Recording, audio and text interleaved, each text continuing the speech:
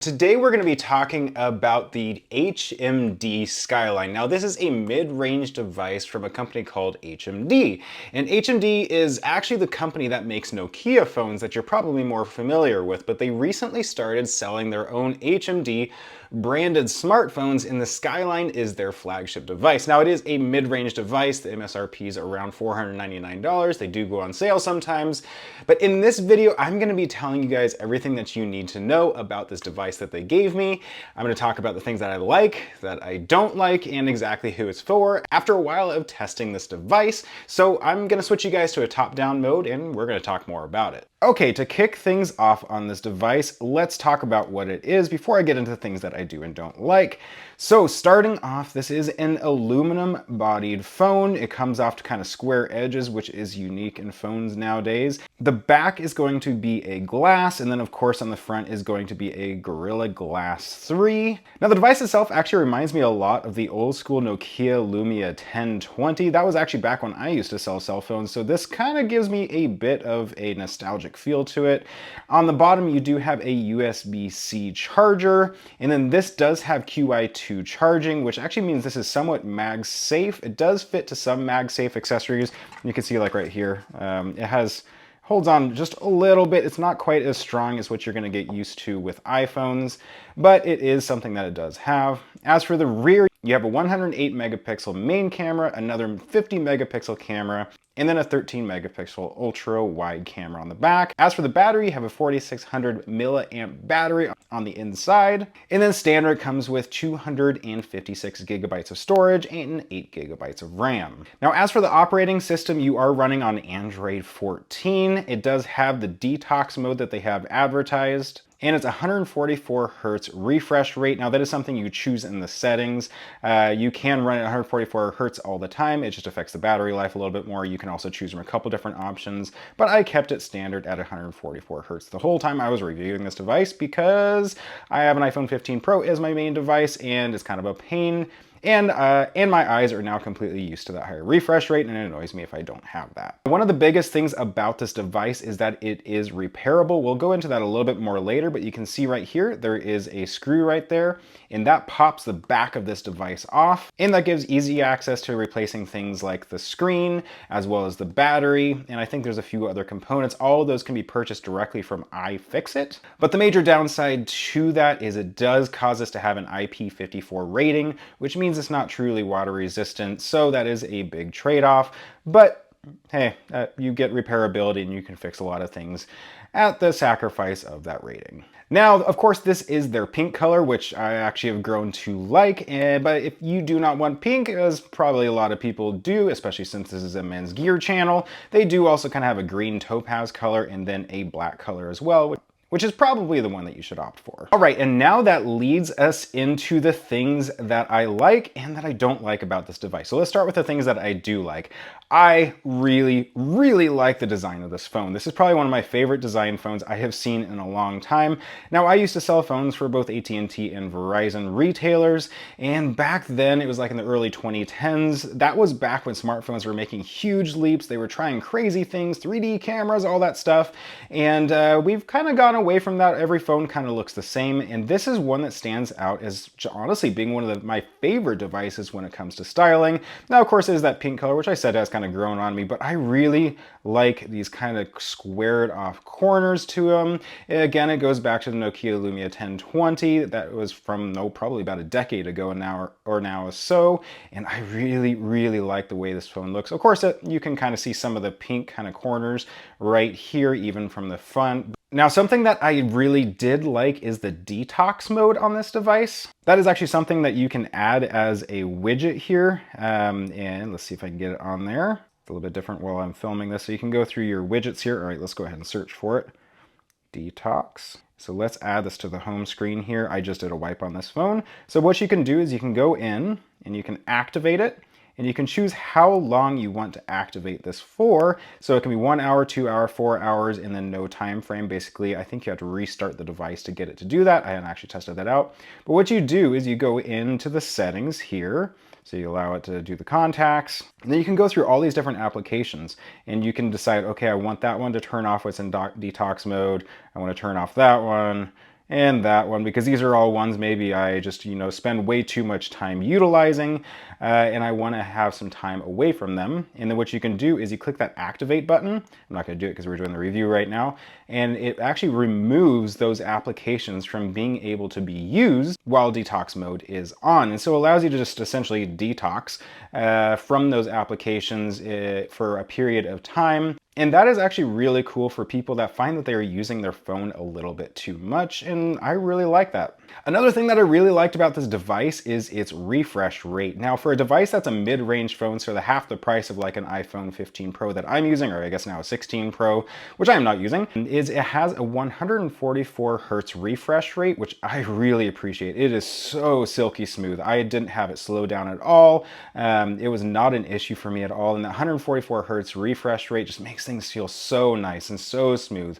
If you've never used a higher refresh rate on your phone, say you're using like a standard iPhone or an older Android, you may not appreciate it until you actually have a phone that has a higher refresh rate. It just makes things feel so much smoother. Now, another thing that I really liked was its repairability. I'll link a short that I did up here where I showed you guys how to disassemble this device, but basically it is just a quick little screw right there. You pop that and then that pops up and you can just basically pry the device up. You can get an iFixit kit that helps you do that whole thing. I'll link that down in the top comment and the description, but it is really nice to be able to have a repairable device like this, and it really saves you money in the long run. It means a lot less waste. You're not throwing it device away or anything like that, and I really do appreciate it because there's not many devices out there that are repairable, and so that's a cool functionality of it. And then the last thing is, I mean, honestly, this is just kind of a standard Android. Obviously, it's customizable, everything you would expect from an Android device and stuff, but I ran into no issues with speed, which is generally the biggest downside of budget devices, well, mid-range devices, well, devices are just way too expensive nowadays. But this being a mid-range device with an MSRP of around $499, I ran into no speed issues at all. If you're looking for a phone that's fast but still on a budget, this is a really, really good device. I had no issues at all just getting into like different applications. I have that on rotate, looks like, and all of that. It really is a fast phone. I have no qualms at all with it. As you can see, it swaps between applications really fast. Yeah, again, it's just, I had no issues with speed, which is really impressive for the price. And that leads me to the things that I don't like about this device. And I have to say this device is not becoming my daily driver. I was kind of hoping I might be able to switch over to it because I'll be honest, I'm kind of tired of using an iPhone, and I was hoping maybe this would be a good replacement. And there's three things that were the reason why I didn't really want to switch to this phone. To be fair, the phone I'm using is twice the price at $1,000 instead of $500, and this even goes on sale quite a bit. So it's not truly a fair comparison, but it made it so that I couldn't move away from my iPhone 15 Pro. So the number one thing is its speakers. I actually use my speakers quite a bit. Not everybody does use their external speakers all that often, but I have to say the speakers on this device are nearly unusable. Now, I'm assuming it's not just this device, but they are just super tinny. They're really hard to hear. They don't have any bass to them, and they're just nearly unusable for phone calls, for music especially, or anything like that. So if you're somebody that uses external speakers, this probably isn't going to be for you. The other thing that I didn't like about this phone is its cameras. Now, those sensors look gigantic, and the advertising behind it has it so that the, I think it's a 108 megapixel camera on it, 50 megapixel, 13 megapixel wide angle.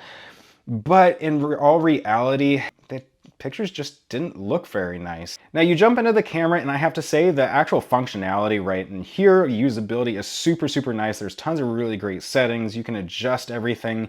But the major issue that I had was when I was taking photos, like its speed is even great, but the issue I was running into, and that one actually worked pretty well, but when I was taking pictures of any like person, it was running into where it was super fuzzy, and it just was not quick enough at taking the picture, that it was just really, really fuzzy. It didn't look very nice, and I found that I couldn't trust this as being a good camera, especially since I do take a ton of photos, especially for Gear 43, in videos for Gear 43 and stuff like that. So I couldn't really trust the camera to be a high quality camera. Now, again, of course, this is a phone that's like $399 and it's on sale, $499 MSRP. So again, it's not really fair comparing it to an iPhone that's $1,000, but it was a good reason as to why I didn't switch over to this device. And then the final thing is this is kind of touted as being somewhat of a minimalist device, having detox mode, being able to turn off all those things. And that is an awesome thing, being able to turn it off for 1, 2, 4 hours. There were no time frame and stuff like that. But the biggest issue I have with these type of devices that are trying to be a minimalist device to kind of give you detox is you can overwrite it at any point in time. You just deactivate it, you can turn your device off or just turn off the detox mode. And so it gives you the choice to move back to it. And you have to physically choose to decide not to have those applications by turning on the detox mode. And it's just something you can turn off.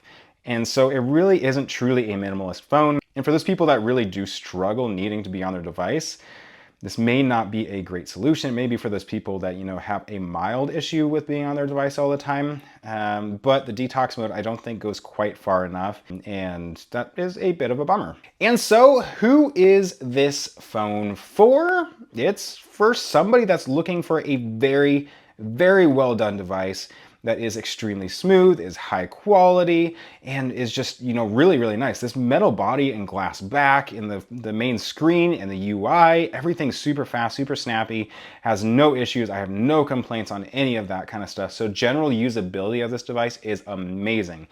But if you are somebody that needs a good camera or needs good quality external speakers, this is not for you. Those two things just are a big drawback to this device, and you'll probably want to go a different direction. But if those two things don't matter to you, you just want to be able to use a good device for a good price, and those two things don't bother you, this thing is really, really good. The body is super nice, like I said, really, really high quality, looks really, really nice.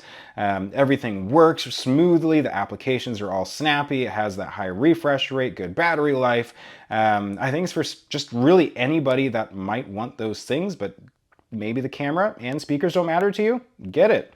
With that said, I do have a link down in the top comment and in the description of this video. If you guys do want to purchase it, it is a paid link, so I do get a commission if you guys decide to purchase it. And make sure to stay tuned next time for another awesome men's gear review.